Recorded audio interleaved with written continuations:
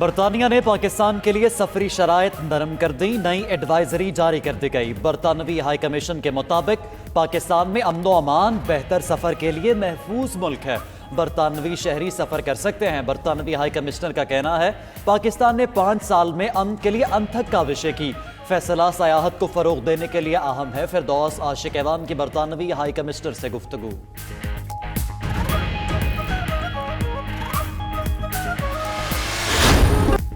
پاکستان کا برطانیہ کی ٹریول ایڈوائزری میں مثبت تبدیلی کا خیر مقدم۔ وزیر اعظم عمران خان کا کہنا ہے سفری ایڈوائزری پاکستان کے لیے بہت اچھی خبر ہے، اس خبر سے پاکستان کے 2 معاشی مسائل ختم ہوں گے، سیاحت اور سرمایہ کاری سے بے روزگاری اور کرنٹ اکاؤنٹ خسارہ کم ہوگا، ملازمتوں کے مواقع پیدا ہوں گے۔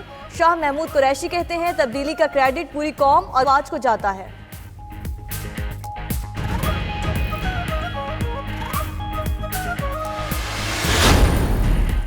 نون لیگی رہنما عابد شیر علی نے وفاقی وزیر فیصل وافٹا کے خلاف برطانیہ میں شکایت درج کروا دی۔ دعویٰ کیا کہ فیصل وافٹا کی برطانیہ میں 11 پراپرٹیز موجود ہیں، فیصل وافٹا کے اثاثوں کے متعلق تحقیقات کرے۔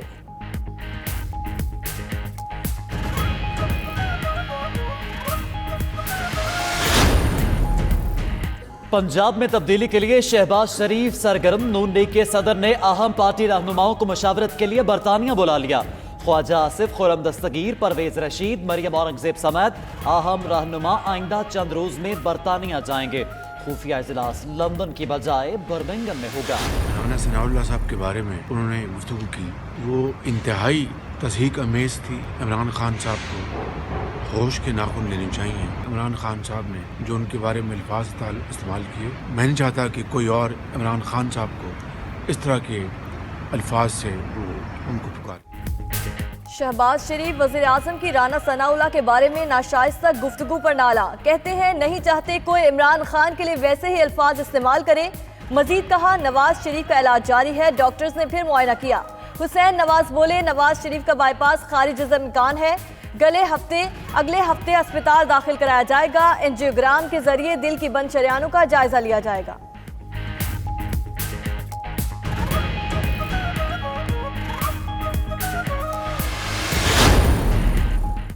ایم کیو ایم اور حکومت کے درمیان برف پگھلنے لگی۔ ذرائع کے مطابق حکومتی وفد نے خالد مقبول صدیقی کو منا لیا۔ حکومت کا خالد صدیقی کا استعفیٰ منظور نہ کرنے کا فیصلہ۔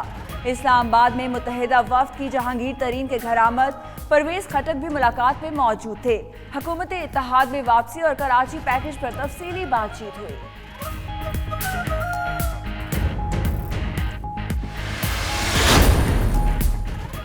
پی ایس پی کا پیپلز پارٹی کے گڑھ لاڑکانہ میں جلسہ، مصطفیٰ کمال کی سندھ اور وفاقی حکومت پر کڑی تنقید۔ کیا ریاست مدینہ کا نام لینے والوں کی حکومت پنجاب اور خیبر پختونخوا پر ختم ہو جاتی ہے؟ مزید بولے ان کے ہوتے ہوئے کوئی سندھ کے ٹکڑے نہیں کر سکتا، عوام انہیں ووٹ دیں، وہ ایک دن میں تبدیلی لا کر دکھائیں گے۔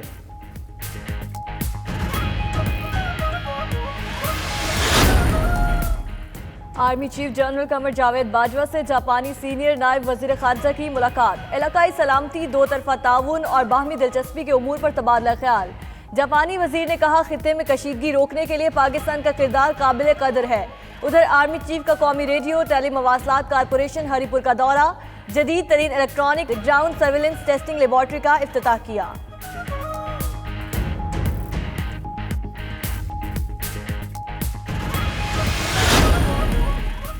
بیجنگ میں ایف اے ٹی ایف کا تکنیکی معاملات سے متعلق اجلاس، فائنینشیل ایکشن ٹاسک فورس کے نمائندے ملکوں نے پاکستان کی کاوشوں کو سراہا۔ ذرائع کے مطابق ایف اے ٹی ایف نے اکتوبر کے بعد پاکستان کی کاوشوں کو تسلیم کیا، امید ظاہر کی کہ پاکستان کا سیاسی عزم مالی و معاشی معیار کا عالمی معیار کے مطابق لائے گا۔ ایف اے ٹی ایف کی باضابطہ رپورٹ چند دنوں میں پیش کی جائے گی۔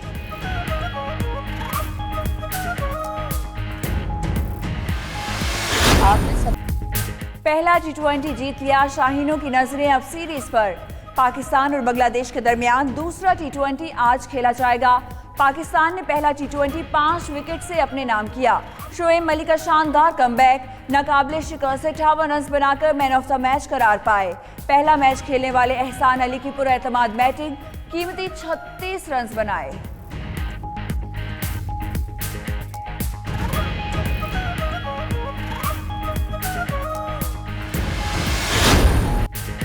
اور ملکہ ترنم نورجہاں کو خراج عقیدت پیش کرنے کے لیے ملتان آرٹس کونسل میں خوبصورت تقریب کا اہتمام۔ گلوکاروں نے ملکہ ترنم کے گانے گاتے ہوئے گیتوں کو اپنے آواز میں پیش کیا۔ فنکاروں نے رقص کر کے تقریب کو چار چاند لگا دیے۔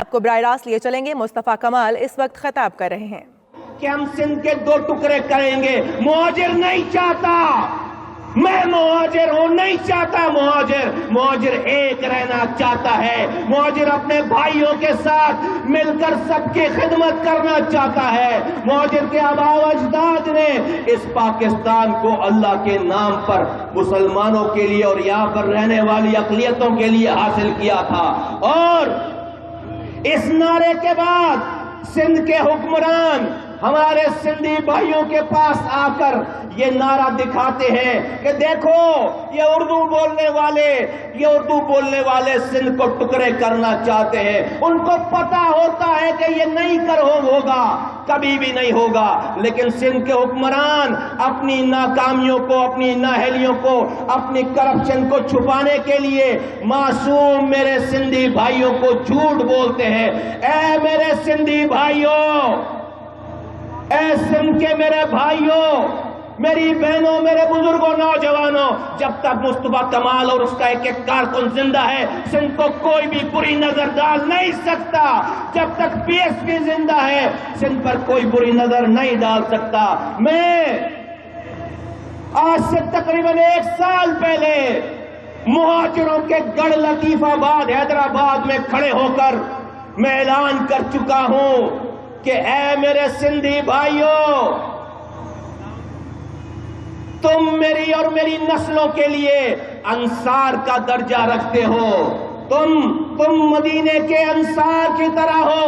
تم نے میرے باپ داداؤں کو اسلام کے نام پر پاکستان میں ہجرت کر کے آئے، اللہ کے نام پر اپنی زمینیں چھوڑ کر آئے، اپنا گھر بار چھوڑ کر آئے۔ تم نے دونوں ہاتھ پھیلا کر میرے آباء و اجداد کو گلے لگایا۔ اے میرے سندھی بھائیوں، تم نے جگہ دی، تم نے میرے آباء و اجداد کو گلے لگایا۔ تم آج کی اس دنیا کے رسول کے امتی، تم انصار ہو۔ ہم تمہارا یہ احسان اپنی تا قیامت نسلوں کو بتا کر مریں گے کہ یہ سندھی ہمارے انصار ہے۔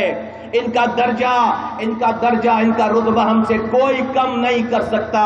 میں یہ کہہ چکا ہوں، یہ نہیں کہ میں لاڑکانہ میں کھڑے ہو کر یہ بات کہہ رہا ہوں، بلکہ میں مہاجروں کے سامنے، مہاجروں کے گڑھ میں کھڑے ہو کر یہ بات کہہ چکا ہوں۔ اے میرے بھائیوں، آج ہم ریاست مدینہ کا نعرہ سنتے ہیں۔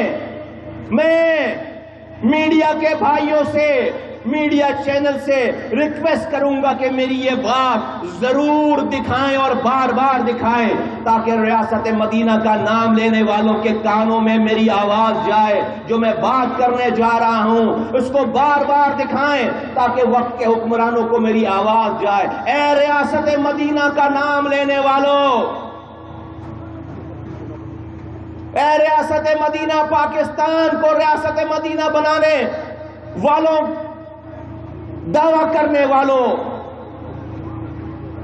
آؤ میں تمہیں بتاتا